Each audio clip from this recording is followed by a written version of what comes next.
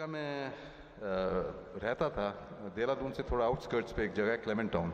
तो वो एक तो बिल्कुल कंट्री साइड थी, और जिस फैमिली में मैं बड़ा हुआ वो बिल्कुल हम अपना खेती बाड़ी भी करते थे। आई रिमेंबर मेरी नानी थी तो उनको बड़ा शौक था गाय भैंस पालना, अपने मुर्गियाँ पालना, अपना लाइक अ फार्म, जैसे फार्म पे होते हैं ना, वो एटमोसफेयर था।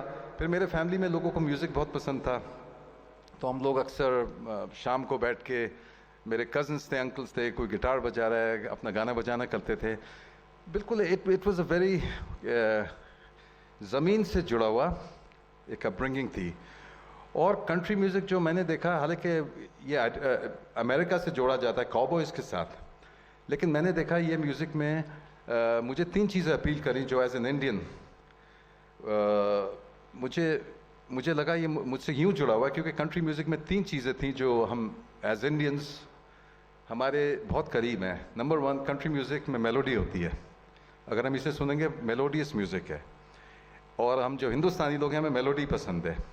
दूसरा चीज़ है, कंट्री म्यूज़िक सेंटिमेंटल म्यूज़िक होता है, it is connected with our roots, हमारे घर, हमारा home town.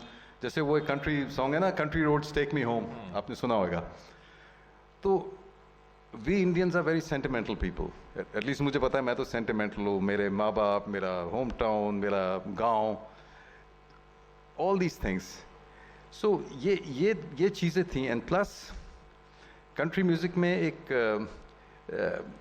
There is a certain, एक फोक एलिमेंट होता है। तो मैंने कहा ये तो music, and country music is about respect, it is about, जैसे अपने माँ बाप के बारे में और फीलिंग्स के बारे में। टूटा हुआ दिल, किसका दिल नहीं यहाँ टूटा हुआ वैसे, तो बड़े ब्यूटीफुली, जैसे हमारी गज़ल होती है उसमें एक फीलिंग होती है। तो ये चीज़ें मैंने country music and the way I was growing up fit हुआ, प्लस उसका जो वेरी साउंड ऑफ इट मुझे अपील करता था। और मुझे बचपन से ये कॉबॉय जो स्टाइल है, जैसे आप देख रहे हैं मैंने बूट्स पहने हैं, टोपी पहनी है, बचपन से मुझे अपील करा। तो ये कॉबॉयज़ का म्यूज़िक था, तो somehow it drew me, but मैं इसलिए कहता हूँ कंट्री म्यूज़िक ने मुझे चुना, somehow मेरे इसकी तरफ खिंचा हुआ। फिर जो उसका म्यूज़िक बजाने का स्टाइल है, जब मैंने गिटार बजानी शुरू करी तो वो जो एक स्पेशल स्टाइल है गिटार बजाने का, मुझे वो it came easy to me, उसकी एक फील होती है। लेकिन द बिगेस्ट थिंग वॉज, जब मैं बड़ा होने लगा तो कंट्री सिंगर्स के एक सर्टन आवाज़ होती है, एक सर्टन, जब वो गाते हैं एक सर्टन एक्सेंट है। तो मुझसे अक्सर, अभी 2 दिन पहले कोई पूछ रहा था कि आप अमेरिका में सीखा आपने म्यूज़िक, अमेरिका में रहते हैं? मैंने कहा नहीं, मैं तो देहरादून में सीखा है अपने घर पे रह के। But somehow I got blessed, thank God for that, वो perfect country voice। और थैंक यू।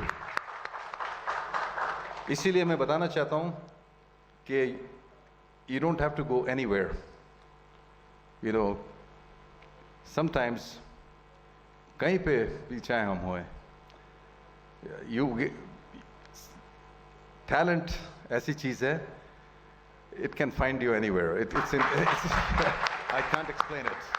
आपने फैमिली की बात की, फार्म की बात की अपने बचपन की, लेकिन आपकी अभी की फैमिली हमारे साथ है। स्वागत करेंगे यस, बॉबी कैश की फैमिली का। और पहले तो मैं आपसे ये पूछना चाहूंगा, ये टूटे हुए दिल की कुछ बात कर रहे हैं, ब्रोकन।